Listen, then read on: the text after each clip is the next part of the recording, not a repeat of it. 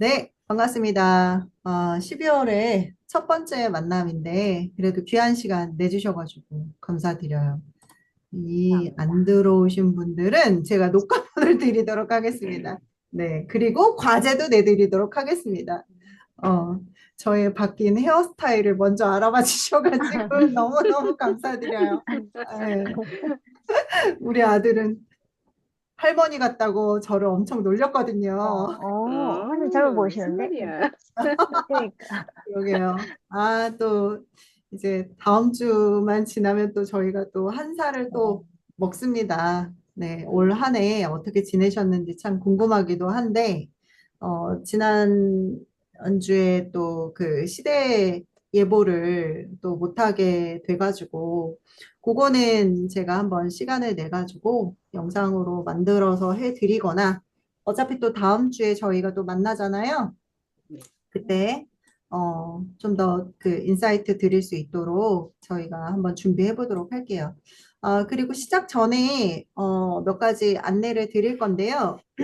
이제 다음 주가 공식적으로는 저희 북토크 마지막 시간이 될 것 같고요. 그때 안내 드렸다시피 그 4분기에는 경제 경영 독서를 진행을 했었기 때문에 마지막으로는 그 2025 머니 트렌드를 할 예정이에요. 근데 그게 7개 챕터로 구성이 되어 있어가지고 저 혼자 하기에는 조금 부담도 되고 시간 할애가 어려울 것 같아서 푼젤님하고 반반씩 하기로 했는데 푼젤쌤이 한 3개 정도 하시고 제가 4개 정도 하기로 해서 그 뭐라 그러죠? 러닝 렉처라고 해야 되나요? 그러니까 앞에 푼재쌤이 하시고 그 다음에 제가 하는 걸로 그렇게 진행을 하기로 했고요. 그리고 내년에는 조금 더 이제 저희가 이번 연도에도 3, 4분기로 나눠가지고 분기별로 목적 독서를 진행을 했는데요.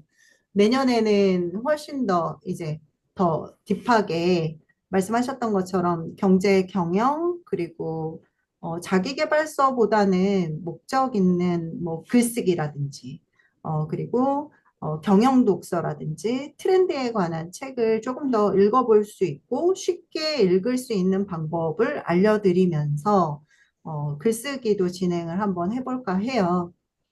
그래서 뭐 한 명이 들어오시든 10명이 들어오시든 내년에도 진행이 된다는 점 네, 양지하고 계시면 되겠습니다. 자, 오늘 여러분들하고 진행할 책은 Same as Ever라고 그래가지고 모건 하우절의 불변의 법칙인데요. 혹시 모두 읽어보셨는지, 아니 나는 안 읽었다, 처음 본다, 제목도 처음 들어봤다 하시는 분, 이 네 분 중에 읽어보신 분이 계십니까? 안 계십니까? 안 계시면 다행입니다. 제가 마음대로 얘기할 수가 있기 때문에. 아니, 근데 또, 영상으로 보시는 분들은 또 읽어보신 분들도 계실 것 같아요. 자, 오늘 요 책을, 제 화면이 보이시죠? 네, 주황색으로 보이시는가요? 네. 네, 제목이랑 표지만 봤습니다, 수정쌤. 네, 저도 사실은, 네, 잘 보입니다. 네, 저도 사실은 이 책을 사놓고, 사실 안 읽었어요. 여러분들하고 읽기 전까지 읽지 않았어요. 그러니까 선언을 하고 읽지 않았어요. 왜냐? 돈의 심리학이라고 혹시 이분의 책 제목은 들어보셨죠? 돈의 심리학. 네. 저는 그 책을 되게 재미없게 읽었어요. 재미없게 읽었고, 너무 뭐라 그럴까, 그때 당시에는 경제 경영 독서를 본격적으로 읽었던 때가 아니어가지고, 뭐라 그럴까, 되게 지루했어요. 책이 너무 지루해가지고, 어, 그리고 외국 작가기 때문에, 안녕하세요, 클레어님, 반갑습니다. 네, 화면 끄셔도 되고요. 여러분들 편하게 해주시면 됩니다. 그래도 진아쌤이 화면을 켜주셔서 얼마나 감사한지. 네, 저희는 학부생들이랑 이렇게 줌 토크 하면은 저만, 괜찮아요. 괜찮습니다. 저만 화면을 켜고 있어가지고 깜깜한 화면에 저만 있는 거예요. 그런데 이제 그게 괜찮아요. 클레어 쌤 괜찮습니다. 화면 끄셔도 돼요. 근데 그게 한 세 번 정도 하니까 적응이 되더라고요. 그래서 전혀 개의치 않으셔도 되고요. 네, 함께 해주셔가지고 감사드립니다. 지금 저희 저자 소개 관련해가지고 몇 가지 이야기 나누고 있었어요. 그래서 저는 그 책을 굉장히 지루하게 읽었고, 그때 당시에는 그 월급쟁이 부자들에서 그 돈독모라고 그래가지고 그 지정 도서가 그거였었는데 질문도 다 모두 그러니까 발제문 자체가 다 투자자 관점으로 제시가 됐었던 터라 그때 당시에는 본격적으로 뭐 투자를 하거나 재테크를 해본 경험이 없어가지고 그 책이 되게 지루하게 느껴졌었던 그런 책이었는데 그런 그 경험을 가지고 있다 보니까, 아, 또 이 책도 그러지 않을까? 또 이런 불필요한 선입견을 갖게 된 거죠. 그래서 구매한 지는 한 3개월 정도가 됐었는데, 어, 이번에 여러분들하고 함께 읽게 되면서 너무나도 베스트셀러라고 하고 올해의 책이라고 하니까 그래도 한번 올해가 가기 전에 읽어봐야 되지 않을까 싶었는데, 읽어보니까 너무 재밌는 거예요. 그리고 또 다른 인스타라든지 SNS에 올라와 있는 영상을 이렇게 그 쇼폼으로도 보고, 그 15분짜리 영상도 봤는데 너무나도 잘 정리해 놓은 유튜버들이 많아가지고, 먼저 아이스 브레이킹을 아주 잘 했던, 그래서 읽었을 때 너무 재미있었던 그런 책이었었어요. 그래서, 아, 선정을 참 잘했다라고 생각했던 책이었습니다. 우선은 이 책이 양장본으로 나왔기 때문에 그리고 북커버도 굉장히 깔끔하게 디자인이 돼가지고 되게 들고 다니기도 좋고 보기도 되게 괜찮았어요. 그리고 편집 자체가 가독성이 높게 되어 있기 때문에 금방 페이지 수가 넘어가더라고요. 이게 지금 현재 뒤에 참고 수록을 빼게 되면은 거의 400페이지에 가까운 책이거든요. 그래서 거의 성경책 두께 정도 돼서 되게 부담스러우셨을지도 모르는데 괜찮더라고요. 그 편집본이 여백이 많기 때문에 실제적으로 읽어야 되는 텍스트는 그리 많지가 않아요. 그래서 여러분들도 꼭 한번 읽어보셨으면 좋겠어요. 오히려 저하고 이제 북토크 진행하면서, 아, 이렇게 좋은 책이었구나. 이게 처음부터 끝까지 읽지 않아도 되는 책이구나. 발췌독이 가능하구나. 라고 생각을 하실 수 있기 때문에 도서관에서도 꼭 빌려서 보시길 부탁을 드리고, 소장하셔도 괜찮은 책이다라는 생각이 들더라고요. 그럼 본격적으로 시작을 해볼 텐데요. 어, 불변의 법칙이라고 그래서 책 제목이 너무 잘 지어진 책인 것 같아요. 절대 변하지 않는 것들의 23가지 이야기를 23개의 챕터로 구성이 되어 있어요. 그래서 이 책의 핵심 문장은 세상에는 변하지 않은 것이 있다, 이 문장에서 시작을 하게 돼요. 그래서 요거는 그 출판사에서 제공되는 카드뉴스의 저자의 이야기예요. 10년 전에 나는 역사를 더 많이 공부하고 예측 자료를 덜 읽겠다는 목표를 세웠다. 그러니까 예측이라고 하는 거는 트렌드 이야기일 수도 있고 경제, 앞으로의 미래에 관한 예측에 대한 그런 자료를 읽지 않겠다고 선언을 했던 거죠. 근데 그것이 이 저자의 인생을 바꿔놓았다고 해요.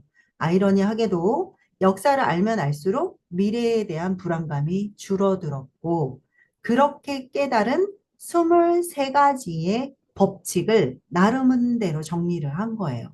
그게 바로 이 23가지의 통칭이 불변의 법칙이라는 거죠. 자, 이 저자로 말씀드릴 것 같으면 금융하고 투자 분야에서 굉장히 통찰력이 깊은 작가예요. 왜냐하면 돈의 심리학이 우리나라에서도 히트를 쳤는데요. 이 저자는 월스트리트 저널에 과거에 기자로 활동했어요. 그렇기 때문에 이런 칼럼니스트이자 기자로 활동했기 때문에 경제관에서는 굉장히 빠삭했겠죠. 그런데 독자들에게 사랑을 받았던 이유는 그런 복잡하고 경제하고 금융의 개념들이 어렵잖아요. 근데 그거를 굉장히 쉽고 흥미롭게 냈었었고 블로그에 발행했던 글들이 인기를 많이 얻기 시작했어요. 그래서 이 작가가 이 어려운 이야기를 동화처럼 들려주는 거예요. 그래서 많은 독자들에게 투자 멘토라는 찬사를 받았다는 거죠.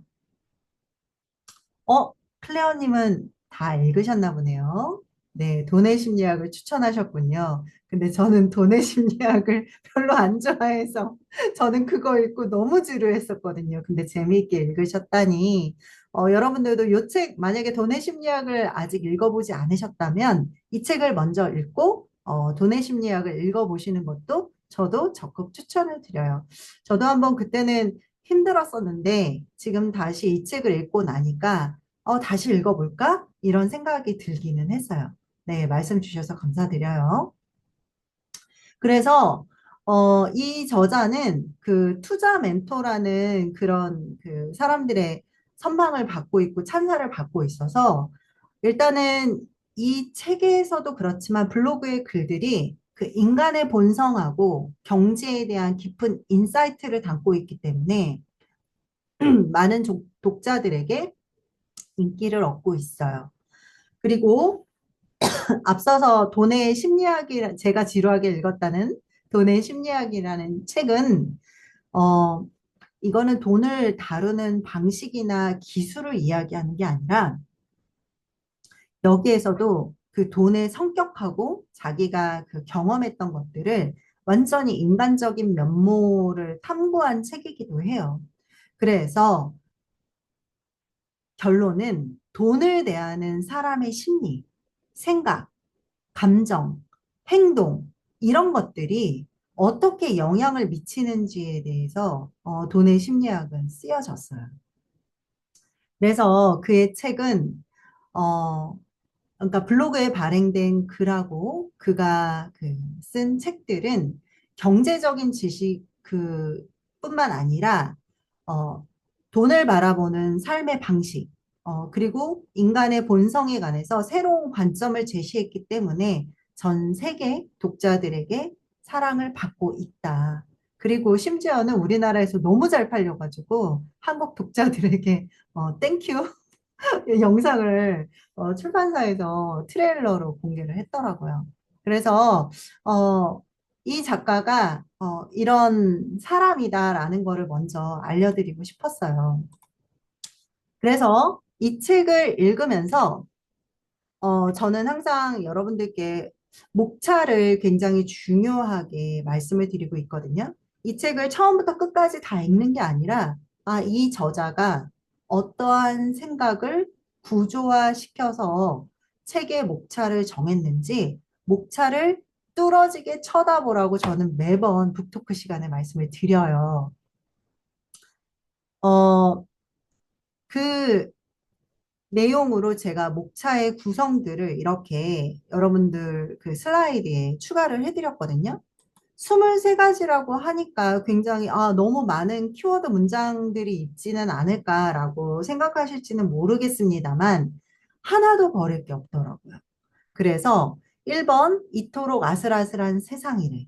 그런데 지나온 과거를 돌아보면 앞으로의 미래는 알 수 없다는 사실을 깨닫게 된다.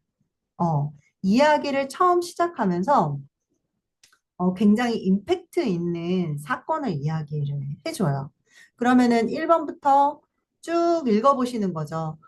리스크도 얘기하고 있고, 인간의 본성에 대해서 이야기하고 있고, 확률, 그리고 통계, 그다음에 더 빨리, 더 많이, 그리고 비극에 대해서도 이야기를 하고 있어요. 그럼 도대체 이 문장들은 어떻게 만들어진 걸까? 의구심을 가지셔야 되거든요. 그 다음 장 볼게요. 어, 희망, 절망, 완벽함, 그 다음에 계속 달려야 되고, 미래에 관한 이야기가 있고, 인센티브에 관한 이야기가 있고, 멀리 보는 것도 있고, 복잡함과 단순함이 있고, 상처는 아물지만 흉터는 남는다라는 이런 23개의 이런 챕터로 구성이 되어 있는 거예요.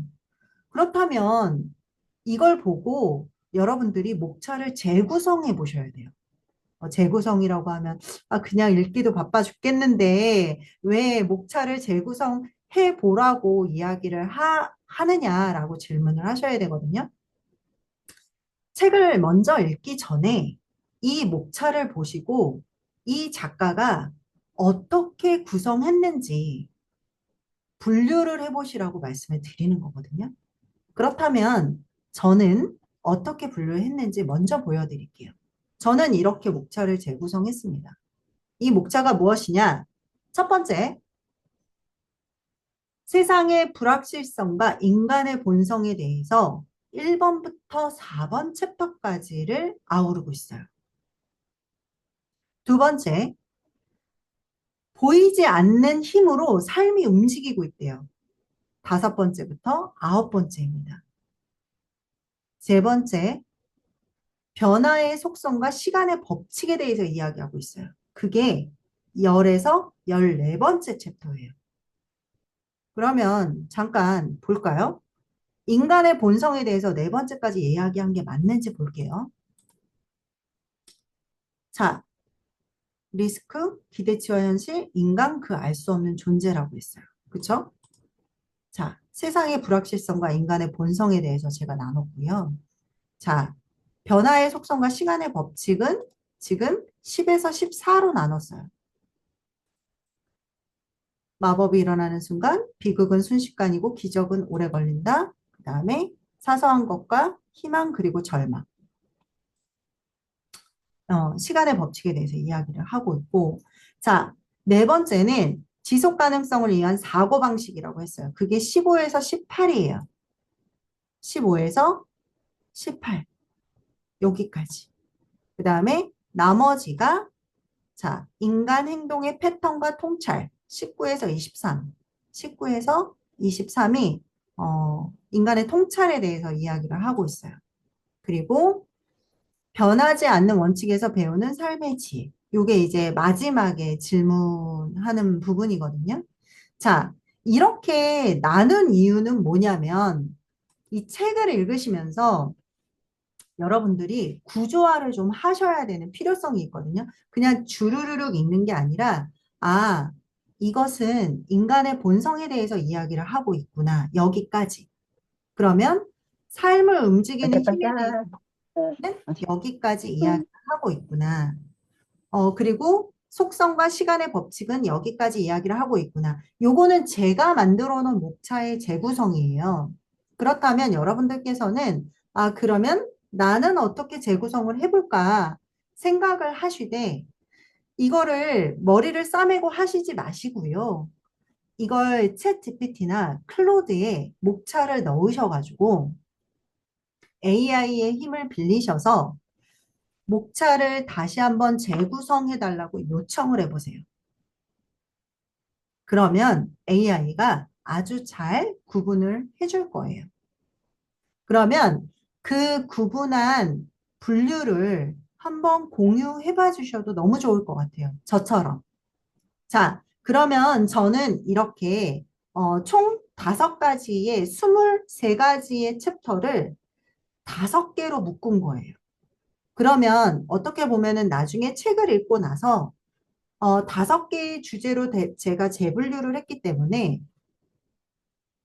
나중에 책을 읽고 나서도 이 부분에 대해서 뭔가 내가 더 찾아보고 싶거나 사례 분석을 더 해보고 싶다라고 했을 때 다시 빨리 그 부분으로 돌아갈 수가 있고 기억하기가 더 쉽거든요. 그리고 목차를 재구성하는 이유는요. 이 책을 내 거화하기 위함이에요. 자기 것으로 만들어야지만 남는 독서가 되거든요. 그렇지 않으면 이 책을 읽고 나서 뭘 읽었는지 키워드조차 기억이 나지가 않아요. 그래서 여러분들께 꼭 부탁드리고 싶은 것은 책을 읽을 때 그냥 처음부터 끝까지 순서대로 1페이지부터 300페이지까지 다 읽으라고 말씀드리고 싶지 않아요. 목차를 보시고서 그 목차에서 내가 진짜로 필요한 챕터, 내가 꼭 가져가야 하는 그런 한 단락, 한 구조는 있으셔야 된다는 거예요.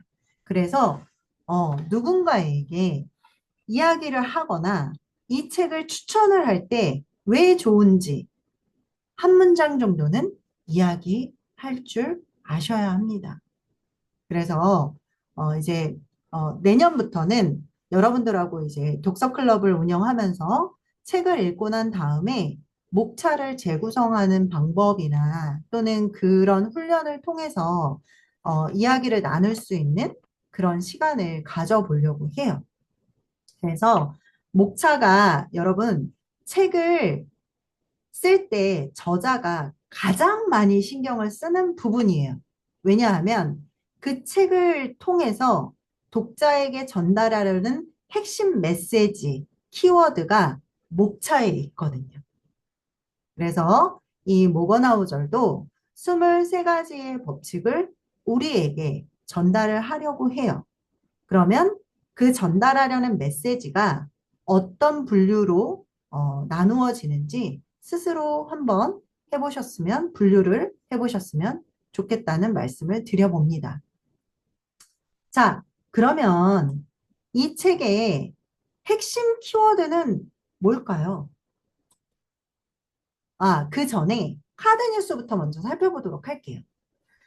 출판사에서는 제가 편집 디자이너라고 말씀을 드렸잖아요. 하나의 제품을 출연하기 위해서는 그 제품의 가장 큰 특징과 어, 장점을 소비자에게 제일 먼저 전달해야 되거든요. 책에서는 상세 페이지와 카드 뉴스와 그리고 출판사의 책 소개예요. 요 세 가지는 빼먹지 말고 꼭 보셔야 돼요. 뭐다? 출판사의 책 소개. 이거 만들 때 굉장히 큰 공을 들여요. 그리고 두 번째, 카드 뉴스. 그 다음에 세 번째, 상세 페이지.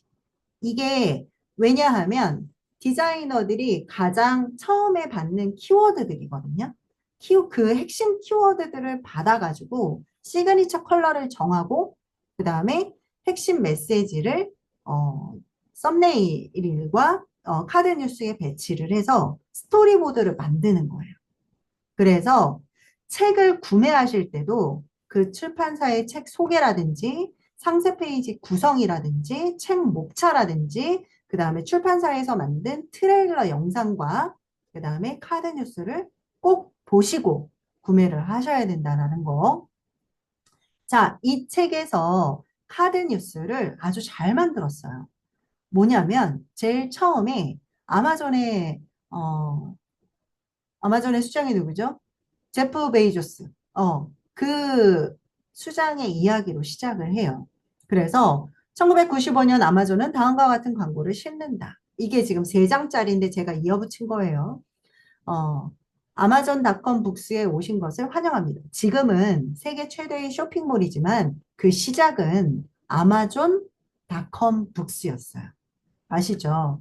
자, 수많은 신간들을 계속해서 저가에 공급합니다가 이게 캐치프라이즈 문장인 거예요. 자, 근데 이게 굉장히 단순하고 촌스럽다라는 거죠. 근데 왜? 이 광고에 대해서 어떻게 생각하냐고 물어본 거죠. 오너에게.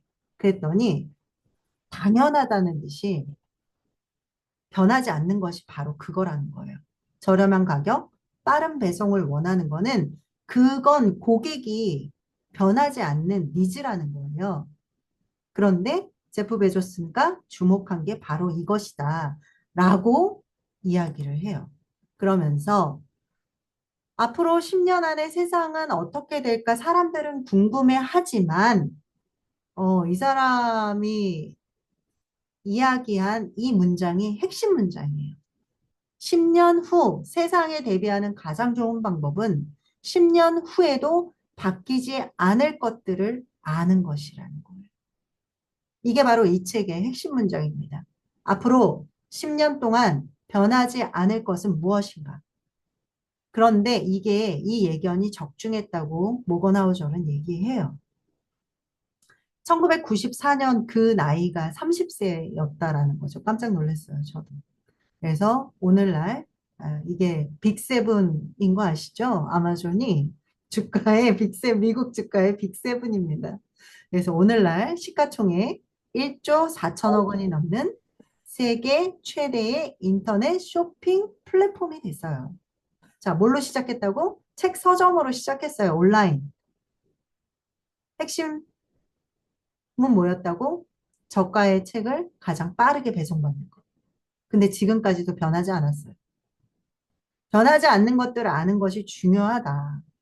변하지 않는 것이 무엇인지 알면 확신을 갖고 미래를 가늠할 수 있기 때문에 예측이라고 얘기하지 않아요. 가늠할 수 있기 때문이라고 합니다.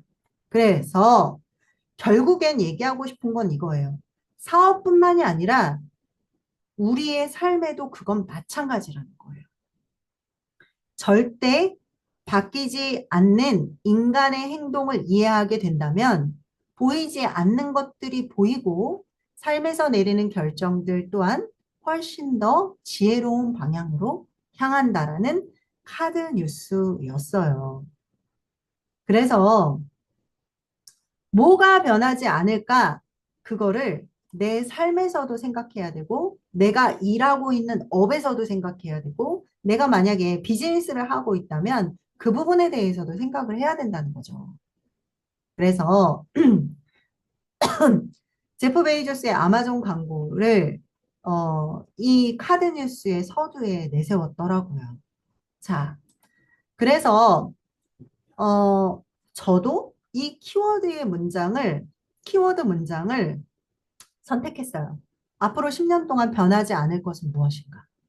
그리고 해시태그를 좀 저 나름대로 정리를 해봤다면, 보편적 진실의 중요성. 좀 길지만, 이게 제일 처음에 나왔던 해시태그였거든요. 제가 찾은. 그 다음에 불확실성과 리스크. 이 책에서 리스크에 대한 얘기를 계속 많이 해요. 그리고 불확실하다는 점도 이야기를 하고 있죠. 그리고 마지막으로 제가 찾은 키워드는 진화였습니다. 그래서 여러분들도 이 책을 읽으시면서 이제 영상을 보시는 분들도 마찬가지지만 내가 찾은 키워드의 문장과 키워드는 무엇인지 찾아내셔야 돼요. 그래야지만 이 책을 읽고 나서 그래도 짧게나마 단기 기억에서 이 키워드들을 끄집어내실 수가 있어요. 그리고 계속 이야기하고 써 보셔야지만 장기 기억으로 넘어간다는 거. 자, 그래서 제가 찾은 키워드는 이렇습니다. 그리고 핵심 문장은 이렇다는 거 먼저 이야기하고 시작을 할게요. 그래서 저의 슬라이드는 총 이렇게 1번, 2번, 3번, 4번, 5번, 그리고 이렇게 질문으로까지 진행이 될 거고요. 이제 23가지의 그 챕터이다 보니까, 좀 뒷부분은 좀 짧게 짧게 치고 넘어갈게요. 그리고 그 부분들은 제가 읽고 정리한 앞부분의 키워드 문장처럼 여러분들도 정리를 하셨으면 좋겠다라는 저의 작은 소망이 있습니다. 네, 꼭 좀 읽어보시고 키워드로 정리를 하셨으면 좋겠습니다.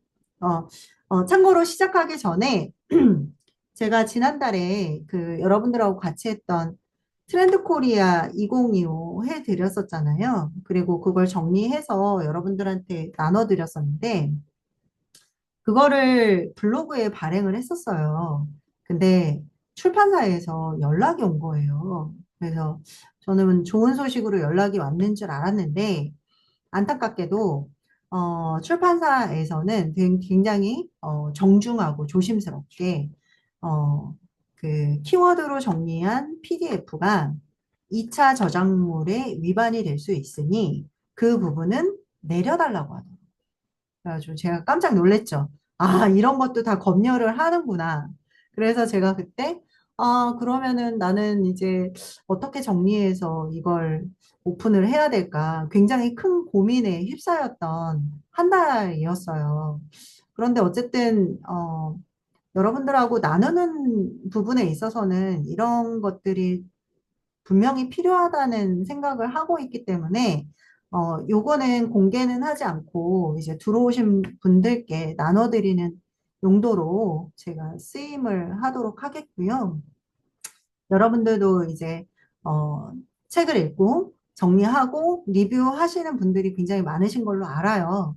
그렇다면 2차 저작물에 위반되지 않는 선에서 아주 조금만 오픈해 보시기를 추천을 드리고 저도 앞으로 그 도서 리뷰에 관해서는 조금 더 조심을 해야 되겠다라는 사례가 좀 있어가지고 시작 전에 말씀을 드려봅니다. 그리고 요거는 이제 공부용으로, 스터디용으로만 가지고 계셨으면 좋겠고요. 나중에 이제 인스타나 뭐 이런 데 발행하실 때 이렇게 그 조금 챕터 스크린샷 하셔가지고 하셔도 좋을 것 같아요. 뭐 한두 개 정도는 괜찮을 것 같거든요. 그래서 저희 스터디 모임에서는 그렇게 쓰는 걸로 정하고 진행하도록 하겠습니다. 네. 그래서 도서 분야도 참 빡빡하더라고요. 그래서 책을 읽고 리뷰해주면 좋다고 생각을 했는데 또 출판사 입장을 생각하지 못해가지고 그런 부분의 사례가 좀 있었습니다. 자, 그러면 시작하기 전에 모건하우젤이 굉장히 임팩트 있는 사건을 앞부분에 이야기를 해요. 자, 이 책은 독립적으로 23장으로 챕터가 23장으로 구성이 되어 있기 때문에 여러분들이 이제 책을 받으시게 되면은 이걸 처음부터 끝까지 읽지 않으셔도 돼요. 제가 계속 얘기하죠. 이렇게 분류가 된 책들은 발췌독을 하셔도 돼요. 내가 먼저 끌리는 부분부터 읽으셔도 돼요. 그래서, 이 책의 23개의 챕터에서 공통점이라는 것은 무엇이냐면, 각 장의 그 각각의 주제들이 있잖아요. 근데 그것들은 수백 년 전이나 수백 년 후나 여전히 유의미하다는 거예요. 그래서 이게 변하지 않을 것이기 때문에 여러분들이 그냥 곁에 두시고 침대에서 그냥 자다가 읽으셔도 되고 화장실에서 읽으셔도 되고 언제 어디서나 그냥 챕터를 한 챕터씩만 읽으셔도 한 달이면 충분히 읽고도 남을 분량이거든요. 근데 이 책의 구성이 어떻게 되어 있냐면 핵심 키워드의 문장을 제일 서두에 내밀어요. 그리고 부주제를 써줘요. 그 다음부터 사례를 여러 가지로 분석을 해주는데요. 그 사례들이 여러분들이 모르는 사례가 아니에요. 최근에 코로나라든지 일론 머스크 이야기까지 모두 다 담겨 있기 때문에 최신의 사례들이 모두 담겨 있어서 정말 클레어님 말처럼 술술 읽혀요.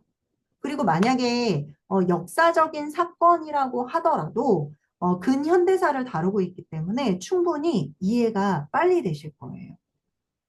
그래서 책을 읽을 때 어떻게 읽으면 된다? 아, 주제가 드러나 있구나. 아, 이 주제에 따른 부주제가 이거구나. 아, 여기에 따른 이 주제를 설명하기 위해서 근거 자료로 이만큼을 사례로 제시하고 있구나. 그러면서 그 사례가 끝나면서 한 문장씩 키워드 문장을 제시해요. 거기에서 도출한 자신의 생각을 짧고 명료하게 잘 써놨어요. 그래서 이 책의 이 주제가 이런 사례로 인해서 도출이 됐구나라고 쉽게 이해가 되실 거예요. 자, 그러면 첫 번째 임팩트 있는 이야기로 시작했다고 하는데요. 이 시작 페이지에서 자신의 경험담을 이야기를 해요. 자기는 스키를 너무 좋아했고 그게 삶의 중심이었다고까지 이야기를 해요. 일주일에 6일을 스키를 탔다고 하더라고요. 2001년도죠. 2001년 2월에 일주일 동안 훈련이나 목표에 대한 압박감을 내려놓고 마음껏 자유스키를 타기로 하고 친구들하고 같이 타게 됐대요. 근데 스키를 타다가 작은 규모의 눈사태를 만났는데, 이제 그때 이제 자기는 멈췄다고 해요. 근데 친구들은 스릴을 즐겼고 다시 그 친구 두 명은 스키를 타러 가고 싶다고 이야기를 하고 모건하우저에게 권유를 했는데 이상하게 왠지 모르지만 그때 당시 가기가 싫었다고 해요. 근데 결국에는 그 두 친구가 다시 스키를 타면서 산사태를 만났고 거기에서 그 두 친구를 잃었다는 내용이 책의 서두에 자세히 묘사가 되어 있어요. 그때의 상황과 심정을 리얼하게 표현을 했어요. 그렇다면 그는 왜 두 번째 스키를 타러 가지 않았을까요? 근데 요거는 그의 목숨을 살린 일이었지만 그는 정말 답을 찾지 못했다고 해요. 왜냐하면 그걸 타러 가지 않기로 결정한 순간 그 문제에 대해서 심사숙고를 하지도 않았을 뿐더러 위험을 계산하지도 않았어요. 그리고 장단점을 따져보지도 않았거든요. 결국에는 순전히 운이었다라는 거예요. 별 생각 없이 내린 그 인생의 결정이 가장 인생의 중요한 결정이 되었다라는 거예요. 그래서 이 책의 구성에서 역사적인 이야기들이 그 근거를 뒷받침하는 사례가 나옵니다. 그래서 역사의 아이러니들한 사건들, 그리고 그 스토리가 어떻게 끝났는지 우리는 되게 알고 있어요. 그런데 그 스토리의 시작은 알 수 없다라는 사실을 딱 서두에 깔고 이야기를 하게 돼요. 어떠세요? 굉장히 충격적이죠. 네. 그 두 친구를 잃었고 그 두 친구의 부모님에게 사과를 하면서 이 이야기가 시작이 되거든요. 자, 그래서 저자는 이렇게 얘기를 해요. 1번이에요. 이토록 아슬아슬한 세상이라는 이 챕터에서 운과 우연에 취약한 세상에서 저자는 모건하우젤은 두 가지를 기억하려고 애쓴다고 했어요. 첫 번째, 특정한 사건이 아니라 사람들의 행동 패턴을 토대로 예측해야 한다는 것. 이게 바로 책의 아주 기본 전제였어요. 두 번째는 열린 상상력을 지녀야 한다는 점. 특히, 즉, 현재 상황을 뛰어넘어서 늘 다양한 가능성을 고려해야 한다라는 것입니다. 그래서 여러분들 43페이지를 읽어보셨으면 좋겠어요. 돈과 마찬가지로 사건도 복리 효과를 나타낸다고 해요. 그리고 그 복리 효과의 가장 중요한 특징은 미약하게 시작된 뭔가가 나중에 얼마나 거대해질 수 있는지를 처음에는 직관적으로 느낄 수가 없다라는 사실입니다. 굉장히 저는 이 챕터를 읽고 충격을 받았어요. 아, 맞아. 그러면 충격도 받았지만 위로도 받았어요. 나에게 일어났던 그 모든 숱한 일들이 내가 답을 찾지 못했던 게 당위성이 인정이 됐던 거예요. 그리고 그런 선택들이 내가 내린 아주 사소한 선택들이 장단점을 따져본 것도 아니고 나 또한 계산해 보지도 않았지만 그런 것들이 쌓이고 쌓여서 지금의 현재의 나를 만들었다라는 생각이 드는 게 충격적이면서도 또 어떤 한편으로는 위로가 되기도 하더라고요. 그래서 여러분들 책을 딱 펼치면 1챕터는 꼭 읽어보셨으면 좋겠어요. 네. 그리고 두 번째는 보이지 않는 것에 대한 리스크를 이야기를 해요. 제가 여기다가 키워드로 정리를 했어요. 완전히 정복할 수 없는 것이고, 앞으로도 계속 일어날 것이고, 예상할 수 없는 리스크는 항상 존재하고, 예측이 아니라 준비성에 투자하라라고 제가 이렇게 네 가지 문장으로 정리를 했죠. 여기에서는, 모건하우젤은 첫 번째 재무설계사 리처지의 말을 인용했어요. 그건 49페이지에 나와요. 당신의 모든 시나리오를 남김없이 고려했다고 생각한 후에 남는 것이 리스크다. 리스크는 보이지 않는 것이다. 상상조차 할 수 없는 일은 곧 위험한 일. 그렇기 때문에 그래서 리스크를 완전히 정복할 수가 없다. 그리고 앞으로도 계속 그럴 것이다. 그렇다면 계속 저는 읽으면서 의문점이 생기는 거예요. 그럼 이런 리스크를 우리는 만나고 싶지 않은데, 그러면은 어떻게 해야 되는가? 계속 그런 의문점이 생기는 거예요. 54페이지를 보시면, 현실에 대한 우리의 관점과 지식이 제한적일 수 있다는 사실을 일단 받아들이라고 해요. 그래서 역사가 그래서 아는 것이 세 가지가 있대요. 첫 번째로는 사진으로 남는 것, 두 번째는 누군가가 기록한 내용, 세 번째가 누군가가 역사학자나 저널리스트 인터뷰 요청에 응한 사람들이 하는 말이라는 거지. 그래서 리스크에서 기억해야 할 바로 두 가지는 첫 번째, 캘리포니아 사람들이 지진을 바라보는 것처럼 리스크를 바라보라는 거예요.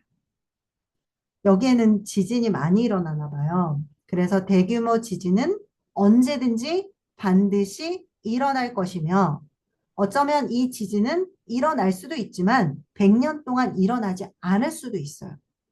그런데 건물이 지진을 견딜 수 있도록 설계되어 있다.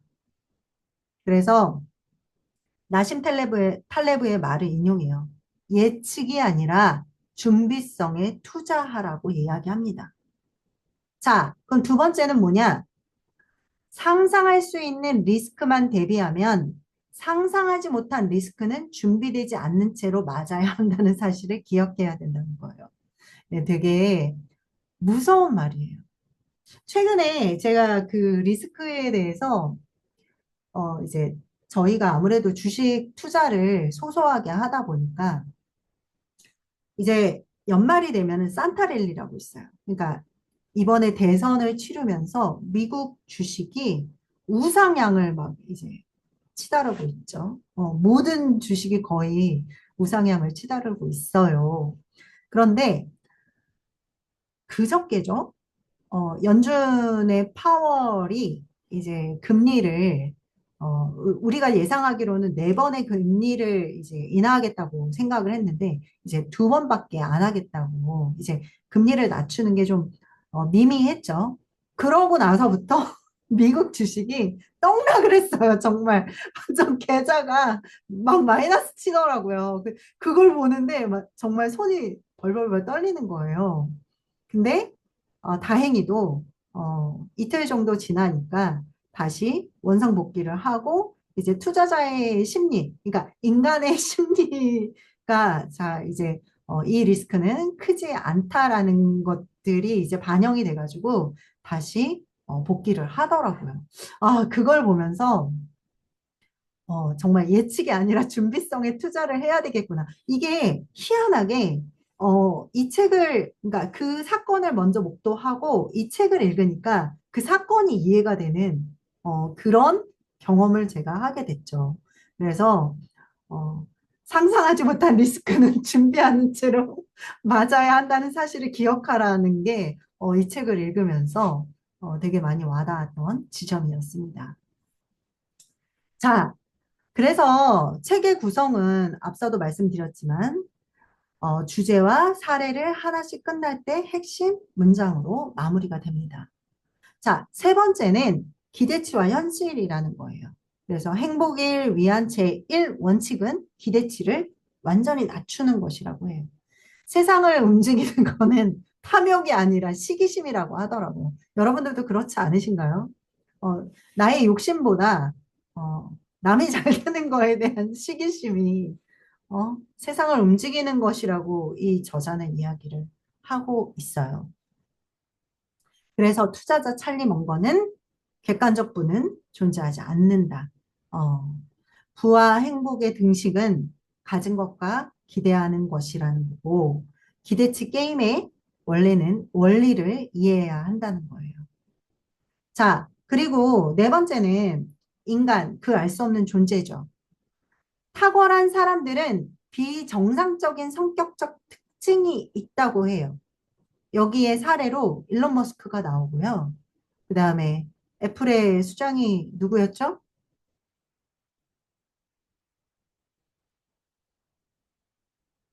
애플의 수정이 갑자기 생각이 안 나네. 네, 애플. 잡스, 그 스티브 맞아요. 잡스. 스티브 잡스. 되게, 맞아요. 스티브 잡스에 관한 이야기도 나와요. 그런데 그들은 극과 극을 달리는 거예요. 엄청난 성취를 이뤄낸 사람은 엄청난 실패를 가져올 수 있는 리스크를 감수한다라는 거고, 여러분들이 제가 요 오타는 수정해서 슬라이드 드릴 수 있도록 할게요. 여러분들이 롤 모델을 찾으려면 그 사람의 인생을 담고 싶은지 또는 어떤 특정한 측면을 담고 싶은 것인지 숙고해 보라고 이 책에서는 얘기를 해요. 인스타그램이 가장 대표적인 사례가 될 거예요. 어, 기대치와 현실도 마찬가지죠. 인스타그램에서 우리는 인생의 그 인스타그래머의 함축적이고 가장 해피하고 가장 아름다운 순간을 목도하게 되잖아요. 근데 그 안에는 그 사람의 인생이 모두 다 담겨 있지 않지만 우리는 그걸 보고 그 사람의 인생이 전부라고 생각을 하게 되죠. 그렇다면 한 번은 요거를 분리해서 생각해 볼 필요는 있을 것 같아요. 그래서 요 부분도 꼭 읽어보셨으면 좋겠어요. 그래서 인간의 본성에 대해서 이 네 챕터가 이야기를 하고 있어요. 자, 두 번째, 보이지 않는 힘에 대해서 이야기를 해볼게요. 잠시만요. 151페이지가.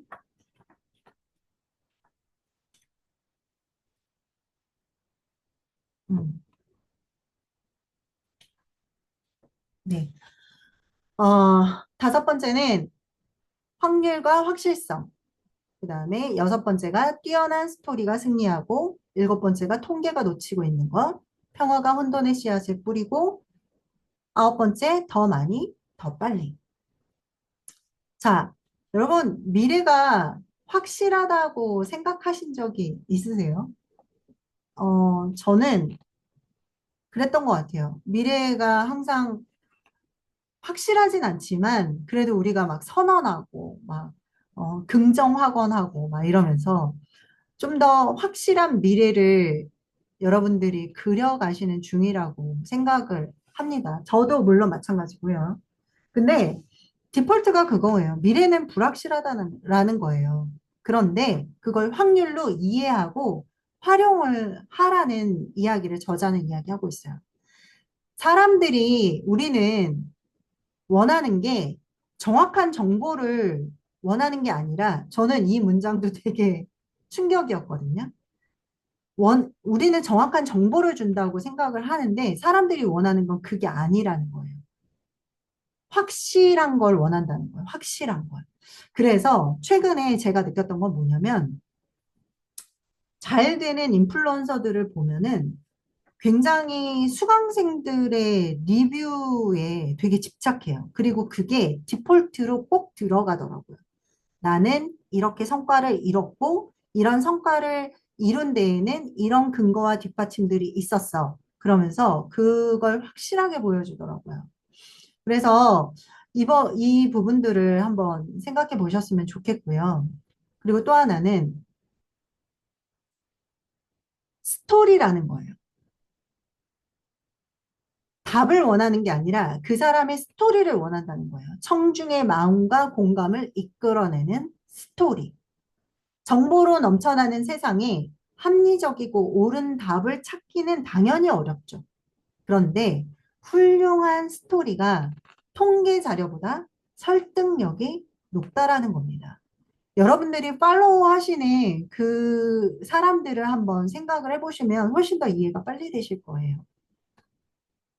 그런 게 물처럼 느껴지시기도 하실 거예요.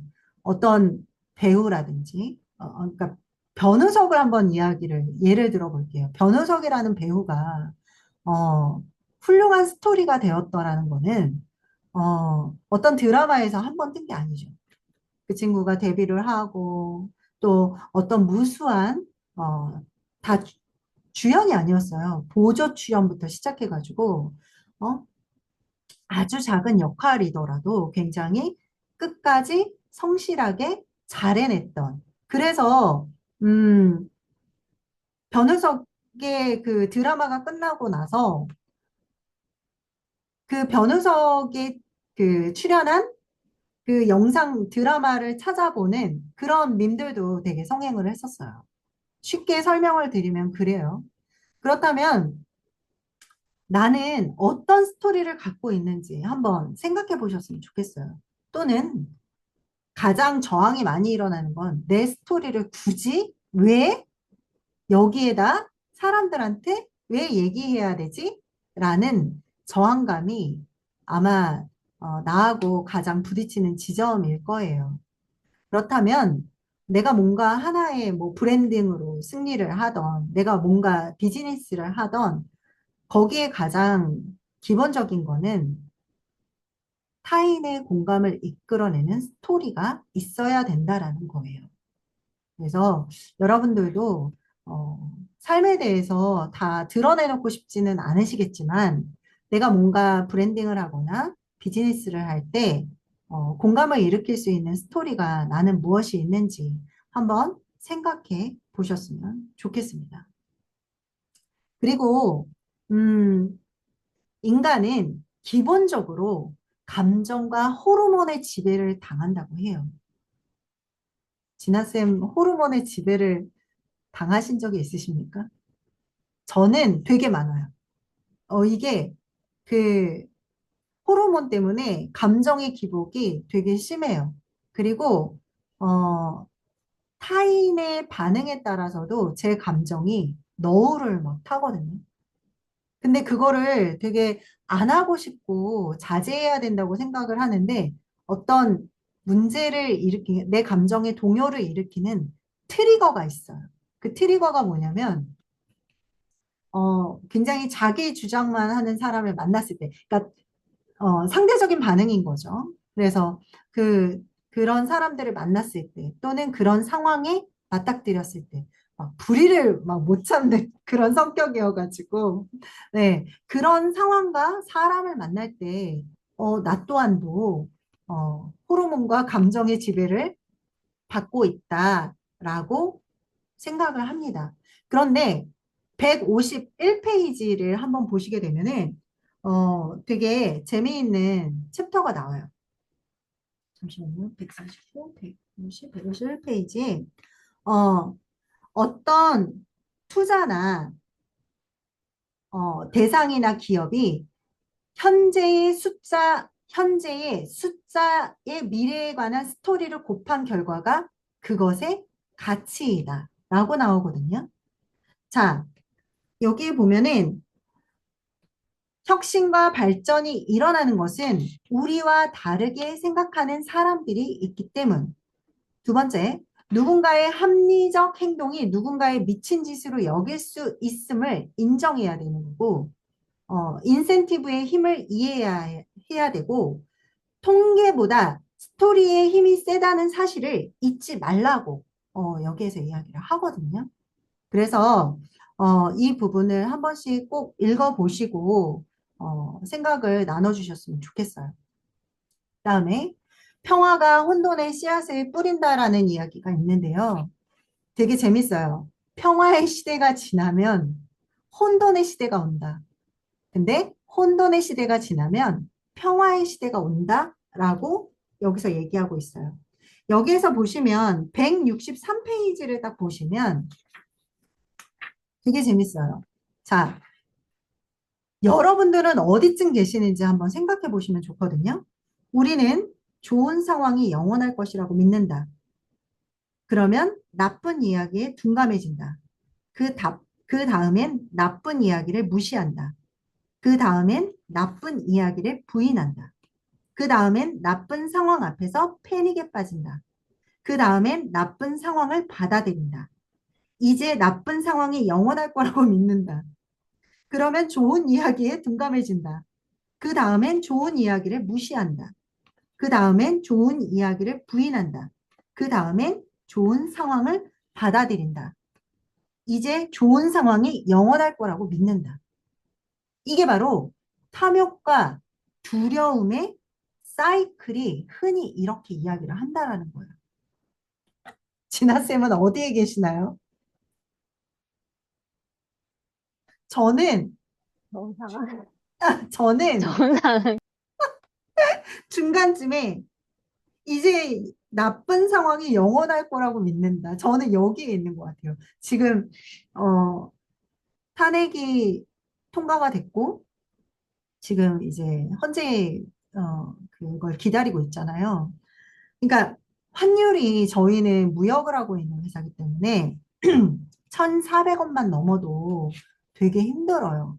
왜냐하면 이제 비용을 지불을 해야 되는데 1,380원일 때하고 1,400원일 때하고 송금하는 금액의 단위가 바뀌거든요. 근데 선생님 지난주에 1,450원을 찍었어요. 그렇게 되면은 되게 위험해요.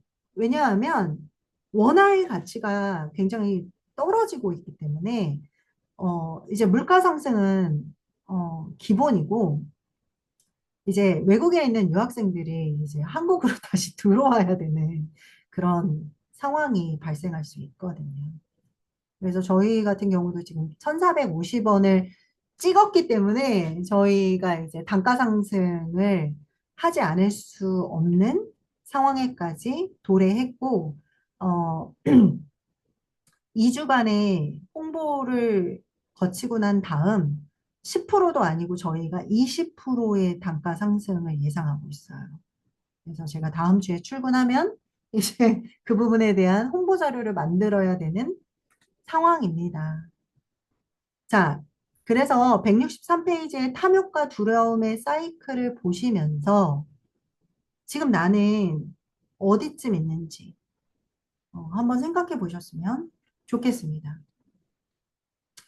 자, 아홉 번째는 더 많이, 더 빨리 라는 챕터인데요. 좋은 아이디어도 무리한 속도를 내면 나쁜 아이디어가 된다라는 거예요. 이것도 제가 업무를 하면서 굉장히 간과하고 있었던 부분이었거든요. 근데 이 책을 읽으면서 아, 맞아. 그랬지. 이런 그 무릎 탁 치는 아하 모먼트를 많이 발견했던 챕터이기도 합니다. 늘 제가 회사에서 아이디어를 많이 내기는 해요. 이렇게 해야지 되고, 포지셔닝을 이렇게 바꿔야 되고, 이렇게 하셔야 됩니다라고 늘 제안을 내지만 그게 모두 다 좋은 아이디어이지는 않았거든요. 그런데, 어, 그거를 너무 속도를 내다 보니까 결과가 좋은 때도 있었지만 좋지 않은 결과도 있었어요. 그래서 좋지 않은 결과를 맞닥뜨리게 되면 그 아이디어는 좋았, 좋았다고 생각했지만 결국에는 나쁜 아이디어가 됐던 경험이 있었어요. 그래서 여기 문장에서 되게 임팩트 있었던 게 뭐냐면 그러니까 성격인 거죠. 저의 성격. 빠른 성공을 이루려고 밀어붙였던 거예요. 그래서 빠른 성공을 추구를 하다가 장기적인 목표를 놓쳤던 저의 경험을 반추했을 때, 아, 이 부분이 되게 많이 와닿았었어요. 그래서 천천히 꾸준히 성장하는 것이 더 큰 성공을 가져올 수 있다. 더 큰 성공을 가져온다. 그래서 인내하고 꾸준하는 것이 얼마나 중요한지 이 챕터에서 이야기를 하고 있어요. 그 다음에 나머지 것들은 조금 빠르게 진행을 하도록 할게요. 열 번째, 마법이 일어나는 순간. 자, 시간과 함께 성장하는 복리는 굉장히 대단하다고 이야기를 하고 있어요. 그래서 오랜 시간 꾸준한 노력이 큰 변화를 만들고 고비고비를 넘다 보면은 어느새 높은 산을 넘고 있는 내 자신을 발견하게 된다라는 거죠. 11번째, 비극은 순간이고 기적은 오래 걸린다. 이거는 여러분들이 아마 쉽게 이해하실 수 있어요. 나락가는 유튜버들을 보시면은 금방 이해되실 거예요. 그 유튜버의 구독자들을 모으는데, 선생님, 한 명 한 명 모으는 구독자가 얼마나 소중한지 몰라요. 네. 팔로워들도 마찬가지거든요. 요즘에 팔로워나 구독자 늘리기 정말 쉽지 않거든요. 그런데 정말 한순간에 날아가는 경우 많죠. 그래서 비극은 갑작스럽게 일어나고 기적적인 성과는 너무나도 오랜 시간과 꾸준한 노력을 통해 이루어진다라는 거예요. 그래서 이 부분은 아무리 강조해도 아깝지 않습니다.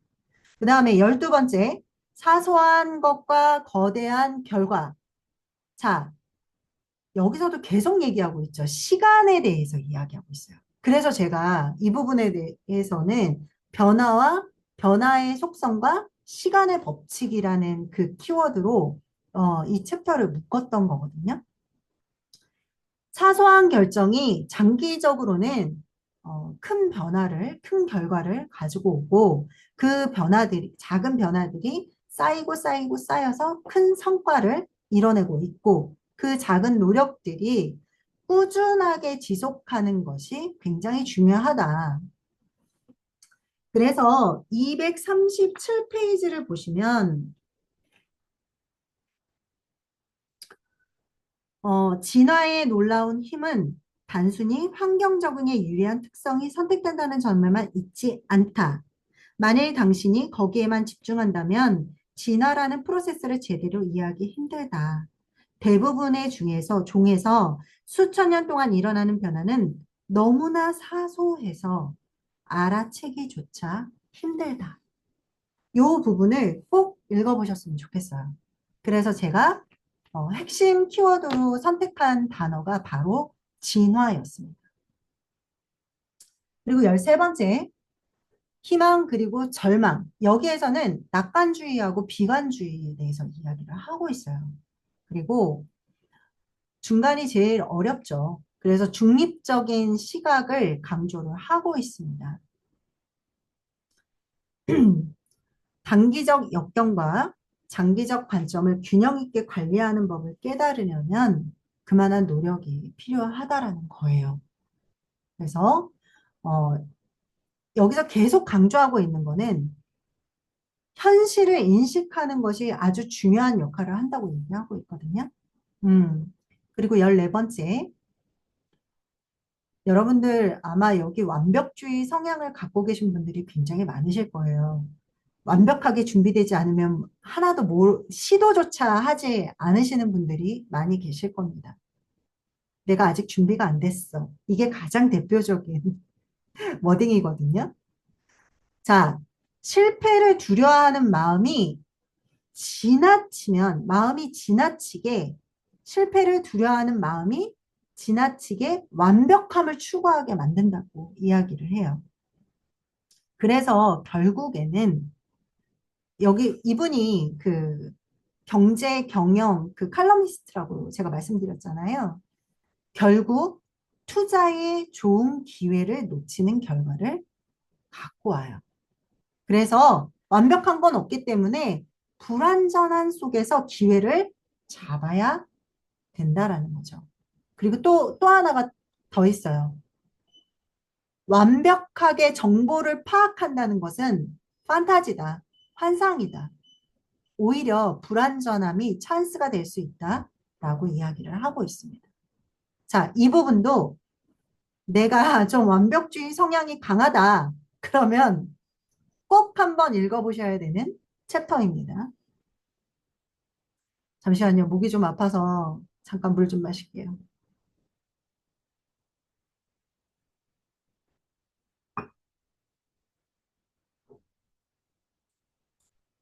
자, 네 번째 제가 묶은 목자 재구성엔 사고방식에 대해서 이야기를 하고 있어요. 15번. 모든 여정은 원래 힘들다. 네, 힘들죠. 정말 글쓰기도 힘들고, 삶을 살아내는 것도 힘들고, 회사 출근하는 것도 힘들고. 그런데 그거는 디폴트라고 얘기를 해요. 힘든 여정은 성공의 기본값이고, 그거는 필수라고 이야기를 합니다. 그리고 다른 사람의 성공한 모습은 지금의 나와 비교를 하는 것은 완전히 어리석은 것이라고 이야기를 해요. 그러니까 여러분들도 비교하지 않으셨으면 좋겠어요. 저 또한도 물론 누군가가 막 책을 내고 팔로워 수 막 넘쳐나고 막 100명 구독자에서 막 300으로 점프하고 그러면 당연히 부럽죠. 부럽고 제일 처음에 뭐라고 했어요? 시기가 욕망을 넘어선 시기심이 생길 수 있죠. 그런데 장기적인 관점으로 계속 이야기를 해요. 이 저자는. 그래서 단기적인 어려움에 초점을 맞추지 말고 장기적인 목표를 바라보고 계속 노력하라고 이야기를 해요. 되게 이번 책은 현실적인 관점으로 잘 써진 것 같아요. 이거를 두고두고 곁에 놓으시면서 마음이 많이 흔들리실 때마다 펼쳐보시면 너무 좋을 것 같아요. 자, 계속 달려라 라고 이야기하고 있습니다. 계속, 지속 가능성에선 계속 keep going 하라는 거예요. 그래서 성공은 우연히 한 번의 성취가 아니라고 해요. 꾸준한 노력과 반복의 시도의 결과라는 거죠. 제가 여기서 과학 유튜버 궤도의 이야기를 해드리고 싶었어요. 궤도가 라디오스타에 나와서 그런 이야기를 해요. 사람들이 물 들어왔을 때 노를 저어라 라고 계속 얘기를 했대요. 그런데 자기는 그게 아니었대요. 그냥 계속 물이 들어오든 들어오지 않든 계속 노를 젓고 있었을 뿐이라고 이야기를 하더라고. 그리고 자기는 앞으로도 계속 노를 저을 거라고 이야기를 했어요. 그게 그분의 인사이트가 그때 당시 저한테 큰 울림이 됐었어요. 누가 뭐라고 하고 구독자가 많건 조회수가 많건 적건 상관없이 그냥 물이 안 들어올 때도 얼마나 물이 안 들어오면 노젓기가 힘들었겠어요. 그런데도 그냥 계속 똑같은 패턴으로 노를 젓고 있었다고 하더라고요. 그래서 한번 그 궤도의 그 영상도 제가 녹화가 끝나면 한번 공유를 해드리도록 하겠습니다. 지속적인 발전을 추구하셨으면 좋겠습니다. 자, 미래에 대한 경이로움에 대해서 이야기를 하고 있어요. 이분이 처음에 뭐라고 그랬어요? 역사적인 사실에 대해서 되게 공부를 많이 하게 됐다고 했죠. 그래서 인류는 역사적인 어려움을 극복하면서 발전시키고 적응해 왔다고 해요. 인간은 인간의 기술과 창의력은 그거의 결합이 얼마나 경이로운 발전을 이룩했음을 기억해야 한다고 합니다. 자, 18번째. 보기보다 힘들고 보이는 것만큼 즐겁지 않대요. 되게 비관적이죠. 근데 성공의 이면에는 굉장히 무수한 고난과 역경의 희생이 뒷받침이 되고 있다고 합니다. 이게 굉장히 기본적인 말이지만 책을 읽으시면 거기에 사례가 나와 있다고 제가 말씀을 드렸죠. 그러면 나의 이해도가 훨씬 깊어져요. 그리고 이 챕터에서는 그걸 아주 핵심 문장으로 정리를 잘 해놨기 때문에 여러분들이 책을 읽고 나셔서도 그런 한 번, 두 번의 흔들림과 너울이 올 때마다 이 문장을 기억하시기 참 좋게 정리가 잘 되어 있어요. 외부의 성공과 즐거움과 내면의 성장과 개인적인 만족을 조화롭게 여러분들께서 만들어 가셨으면 좋겠습니다. 자, 이제 거의 다 왔어요. 인센티브.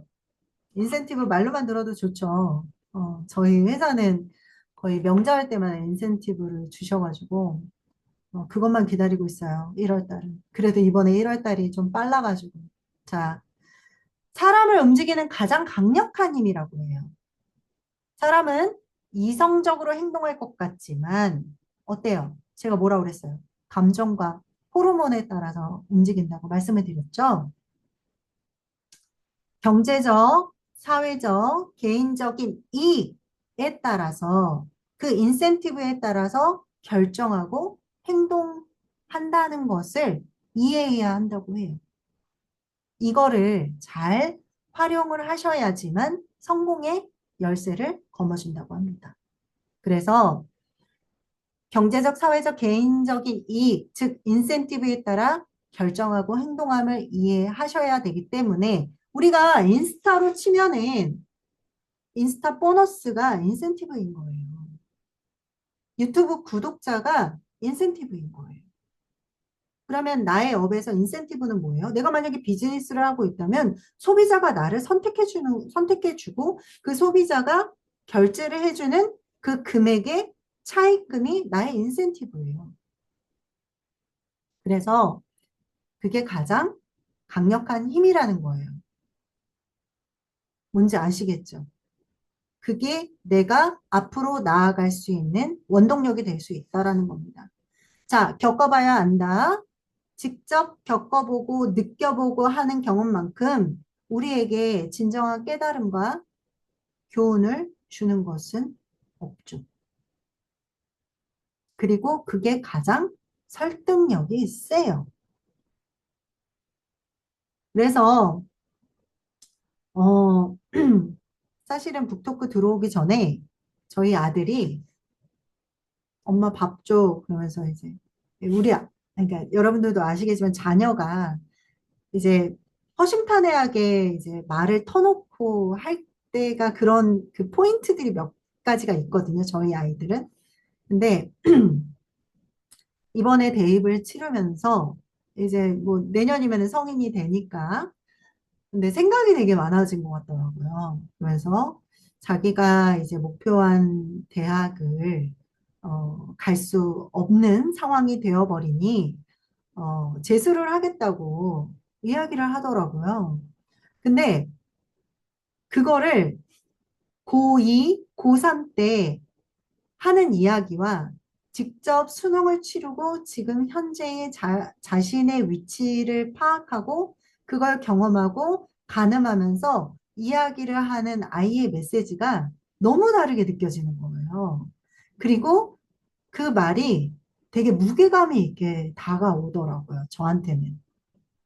그래서 되게 신기한 게 이 책을 읽고 저의 그런 경험의 그런 순간순간들이 있잖아요. 그런 것들이 이 챕터와 연결이 되면서 이건 자기계발서도 아닌 것이 어떻게 이렇게 나의 경험을 잘 투영하고 있을까? 그리고 여기에서는 역사적인 사실을 이야기를 하고 사례들을 말하고 있지만 개인적인 경험에서도 반추해서 여러분들이 생각해 보실 수 있는 그런 통찰이 깊은 책이다라고 제가 감히 말씀을 드릴 수가 있겠습니다.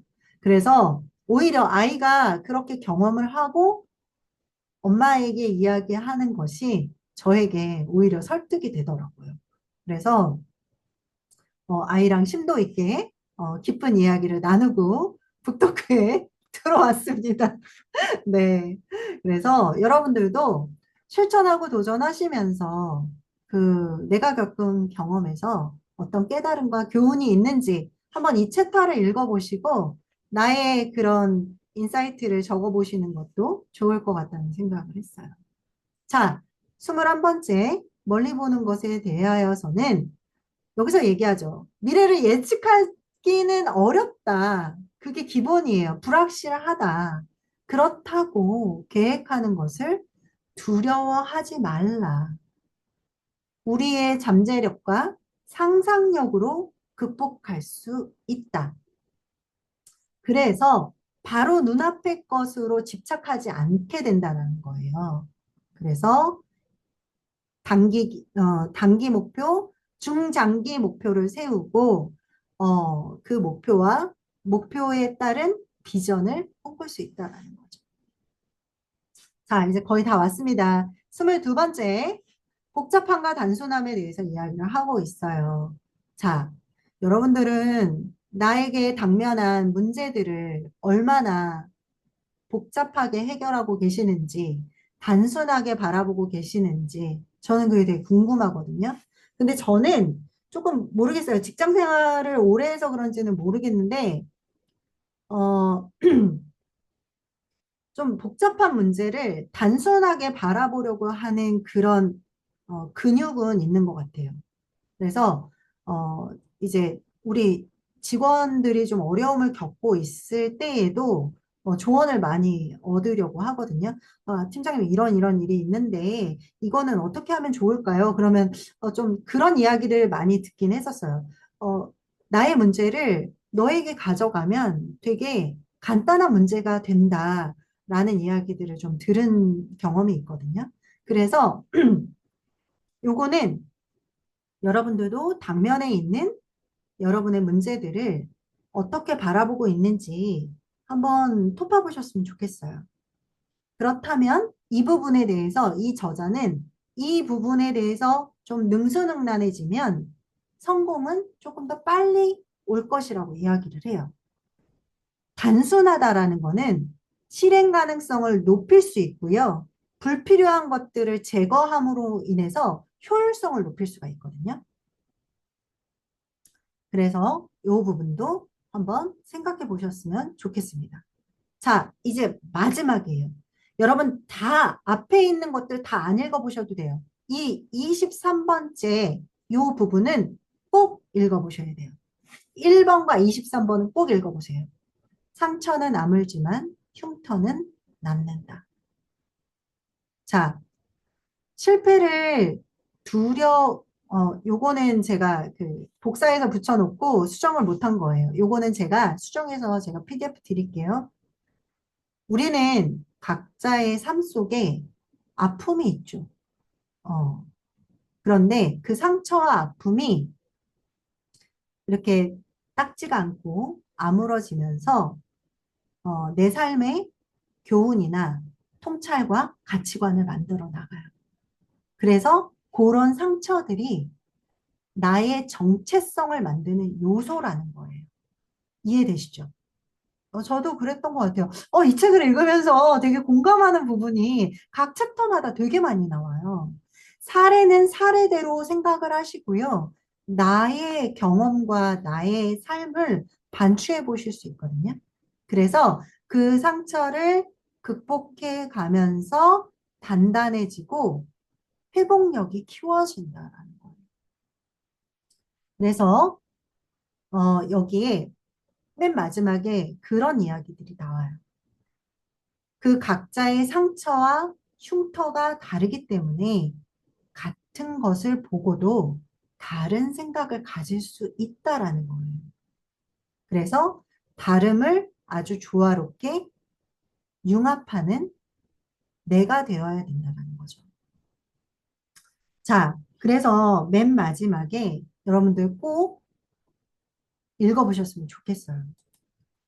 그래서 저자는 이렇게 질문이 되게 많은데 앞부분만 제가 발췌를 한 거고요. 맞는 말을 하고 있지만 스토리텔링이 형편없어서 내가 귀 기울이지 않게 되는 사람이 있는가? 여기 또 옆에다 한번 적어보셨으면 좋겠어요. 자, 사실이었으면 하는 마음이 너무 간절해서 분명 사실이 아님에도 내가 사실이라고 믿고 있는 건 무엇인가?